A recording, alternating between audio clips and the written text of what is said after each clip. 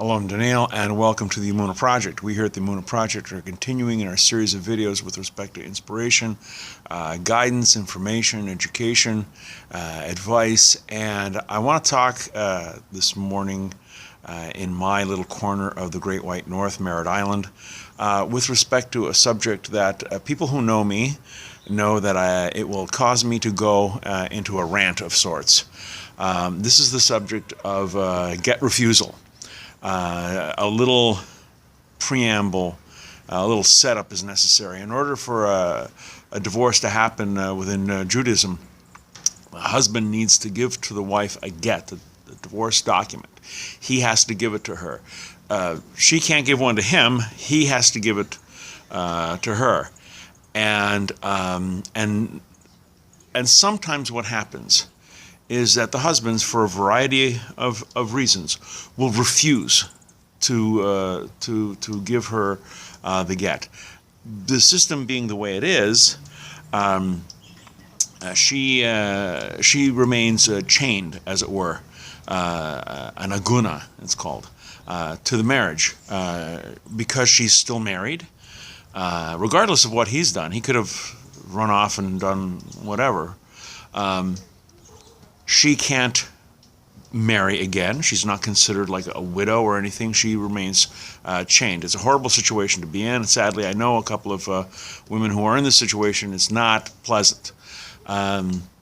What can happen is that a bezdin, a beit din, a rabbinical court, will summon the husband to come to the bezdin. A summons on such and such a day and such a time. You're supposed to come here, and we're going to hear this matter with respect to a divorce. Some guys don't attend. A second summons, a third summons. There's a warning issued. Finally, what can happen is that the bezdin, the rabbinical court, can issue a declaration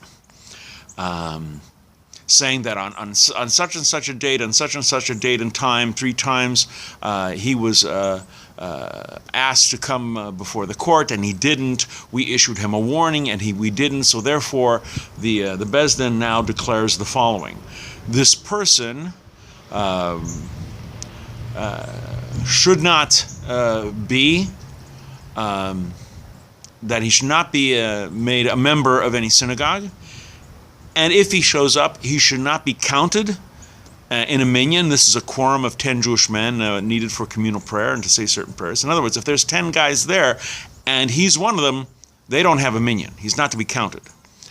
If they have a minyan and he's there, he's not to be given any other privileges in the synagogue or as part of a minyan. For example, if it's a Shabbos morning or a day during the week where they're doing Torah reading, you have a minyan. You have 15, 20 guys. He's not being counted as part of the minyan, but you're going ahead. He can't be given an aliyah. He can't be called up to the Torah or to do Hagbah, Gedila, any other psika, any of these other duties that are given as honors to the people in the synagogue. He can't be given that. I indicated a membership in the synagogue.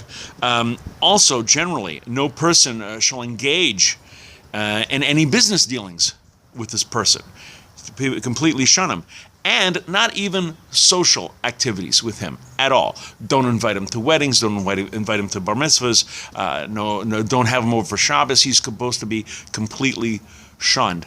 The hope is that this kind of pressure will force the person, the husband, to give the get to his wife, and so that there should be a clean split and everyone can go on with their lives. This is a huge problem in the Jewish world these days. There have been all sorts of calls that this system be renovated and updated and amended to allow, say for example, the court to say, okay, we've called them 3 times, we issued a warning, we issued a declaration of contempt of court, the contempt of the bezdin, and all this time has gone by, and so we are now going to declare them divorced. A lot of people are calling for this. It hasn't happened yet. I don't know if it will happen in the future. But this is a very, very serious problem within the Jewish community, and something that I felt that I had to talk about. So that was my rant for the day. Until next time, please come back, please watch, please learn. And on behalf of the Emunah Project, I'm Daniel, and thank you too much.